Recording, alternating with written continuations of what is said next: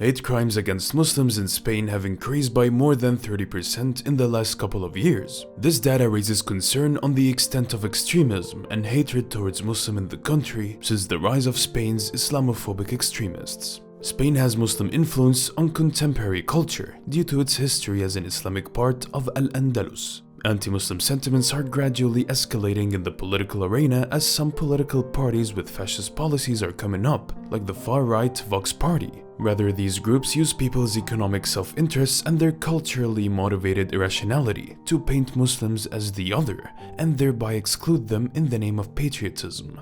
Today's focus is on how Spaniards are developing Islamophobia, what it does to Muslim people, and how old hatred appears in the modern political agenda. But there is also a red-hot issue to describe in more detail, which is how social, political, and historical conditions have produced such an extreme in the first place. Stay tuned as we reveal the grim reality of the rapidly worsening Islamophobic situation in Spain. Islamophobic feelings in Spain have lately experienced a significant increase, causing an extremely worrying setting for communities of Muslims. Driving the attack against Muslims have been an increasingly overt trend underneath radical rhetoric and right-leaning organizations with hate language, discriminatory practices, and violent acts that stem from hate. A key barrier confronting Spain's Muslim communities is escalating Islamophobia. Simultaneously, it poses a risk to the essential ideas of tolerance and harmony that Spain has championed in the past. Sinvet President Sergio Garcia identifies pivotal concerns related to the strategies used by collective extremists on the far right to validate their anti-Muslim position.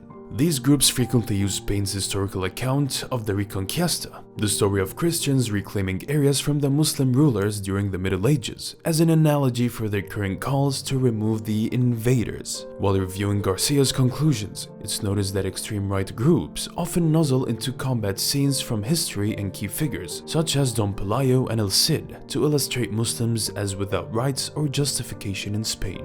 Phrases such as kick out the intruders and hateful messaging positioning Muslims as the bad guys and connecting them to a threat to Spanish identity are common on social media. Among the essential challenges raised by Islamophobic feelings is their effect on Spain's Muslim communities. The common misuse of hate speech and the painting of Muslims as invaders have led to serious worrying pertaining to prejudice, a fear of violence, and the feeling of being excluded. According to many Muslims in Spain, a growing sense of insecurity is the result of local far-right groups trying to provoke animosity against them. The constant tension between different groups affects their daily experiences and, alongside that, undermines their perception of being a part of a nation they identify as their own. Garcia points out that this rhetoric is particularly dangerous because it taps into long-standing historical tensions between Christians and Muslims, specifically the forced expulsion of Muslims during the Reconquista. After the fall of Granada in 1492, many Muslims were faced with the dire convert to Christianity, face death, or flee into exile. Those who stayed unconverted, known as Moriscos, were subjected to immense pressure to hide their Islamic beliefs. As Garcia explains, after the expulsion decree, they had no other options but to hide their convictions. For centuries, Moriscos struggled under oppressive laws that banned Islamic practices, forcing them to clandestinely maintain their religious identity while living in constant fear of persecution. The far-right's strategic use of this painful historical episode serves to paint Muslims as perpetual outsiders, despite the fact that Islam has been an integral part of Spain's cultural and historical fabric for centuries. The idea of modern-day Muslims are somehow invading Spain is a gross misrepresentation of reality, yet it is a narrative that continues to gain traction among segments of the population who feel economically or culturally threatened. Beyond the immediate physical and emotional harm inflicted on Muslims, the rise of Islamophobia in Spain has broader social and political implications. As extremist groups gain a foothold in political discourse, they challenge the democratic principles of equality, freedom of religion, and coexistence. This can lead to the erosion of social cohesion, as minority groups feel increasingly alienated and marginalized. The challenge ahead is multifaceted. Spain must not only confront the rising tide of extremism and Islamophobia, but also address the historical wounds that far-right groups are exploiting. As Garcia and other experts note, understanding and acknowledging this painful past is key to fostering a more inclusive and tolerant society. Without proactive measures to combat hate speech, dismantle extremist ideologies, and protect vulnerable communities, the future of Muslim-Spanish relations may be further strained, with long-lasting consequences for the country as a whole. The development of Islamophobia in Spain is not a standalone situation, but a harmful combination of historical revisionism, political opportunism, and digital manipulation.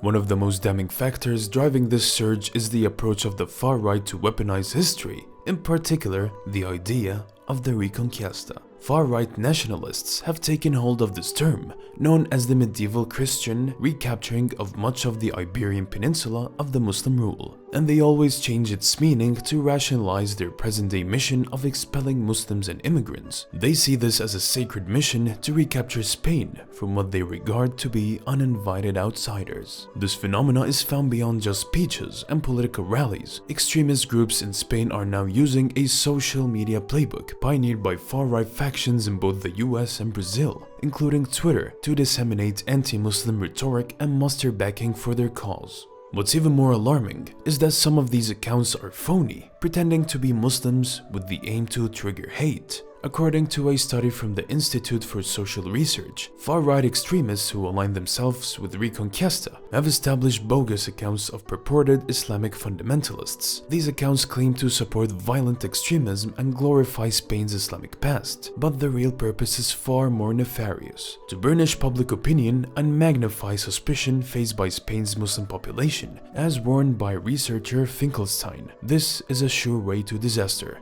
The flags could vary, but the memes tend to be significantly alike in different countries. These fake accounts have a specific aim: to undermine faith in Spain's multicultural democracy by peddling divisive and inflammatory content. In Spain, Islamophobic extremism has grown because of a mix of historical depiction, political speech, and the intensification of hate through social media. Extremist organizations such as Reconquista brainwash historical disputes and contemporary fears to marginalize Muslim groups, subsequently causing a rise in hate crimes and a splintering of society. This detrimental situation menaces the fabric of Spain's multiculturalization. What do you think about the increase in extremism happening in Spain? Please share in the comments below. Be sure to check out our videos focused on related issues to get a more detailed understanding of global challenges for Muslims. May Allah protect our Muslim brothers and sisters in Spain and help us all.